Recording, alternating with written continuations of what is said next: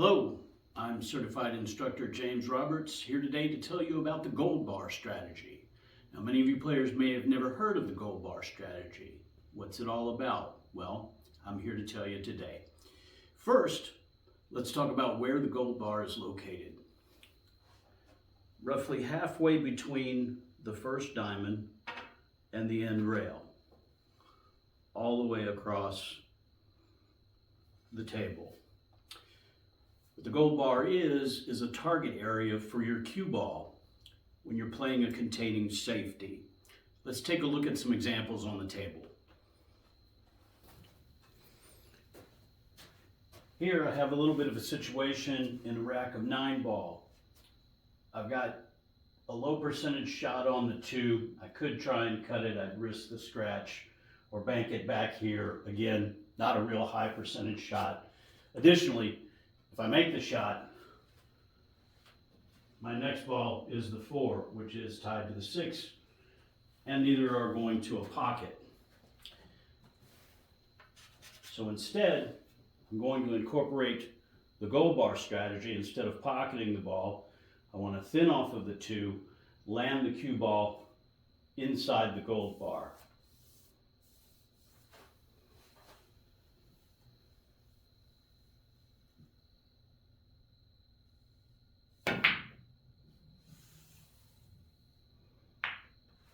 Now there I got the cluster bust. You may or may not get that. You don't want to depend on that. I did achieve my goal of leaving the cue ball inside the gold bar. And if you think about it, there's a gold bar at the other end of the table. The 2 ball is inside that gold bar, leaving a lot of distance, not a lot of angle, unless you're going to go for a bank shot.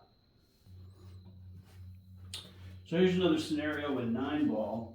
1 ball is up against the long rail, but my cue ball is stuck behind the 6 and the 4, blocking my direct access to it. So my answer is come off of the short rail with outside spin, thin it off of the 1, sending the cue ball down to the gold bar at this end of the table, and preferably leaving the 1 somewhere close to the middle of the short rail.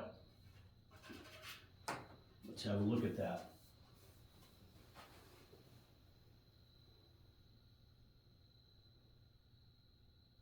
I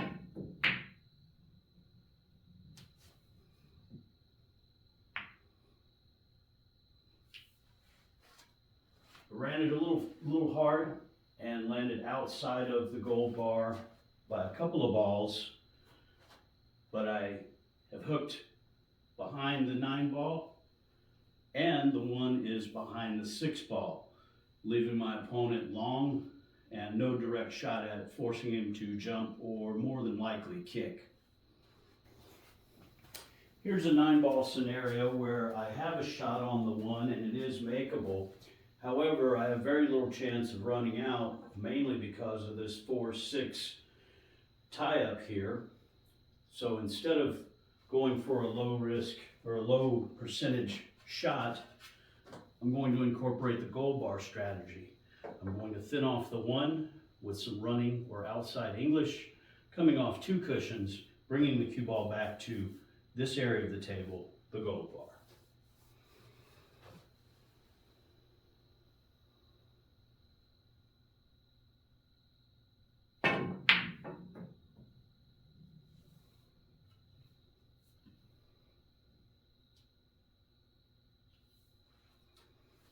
As you can see, I'm right on the edge of the gold bar, but I've also parked the cue ball behind this 4-6 cluster. So not only did I provide a lot of distance, limited angle, I've also partially snookered my opponent behind this 4-6 cluster, making me the favorite to get back to the table.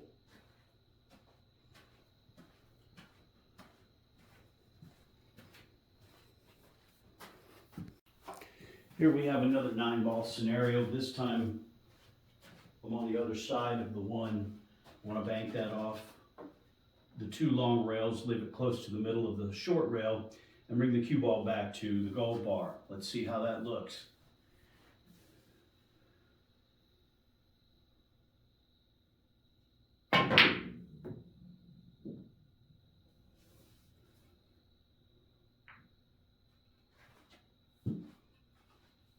9 feet of distance, very little angle. I like it.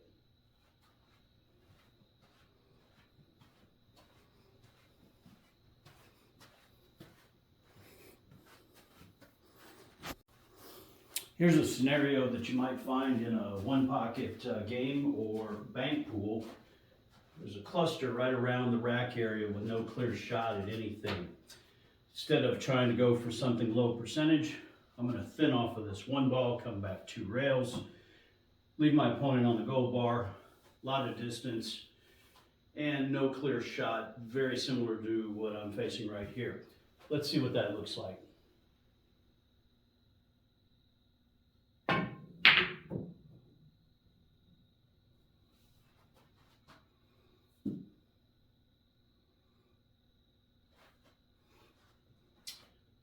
Well inside the gold bar. A little fortunate with the speed that I didn't scratch. I'm right in the jaws of the pocket, but I've really not left my opponent anything but a lot of distance and mostly low percentage shots. That 3 ball might go, but I'm okay with this leaf.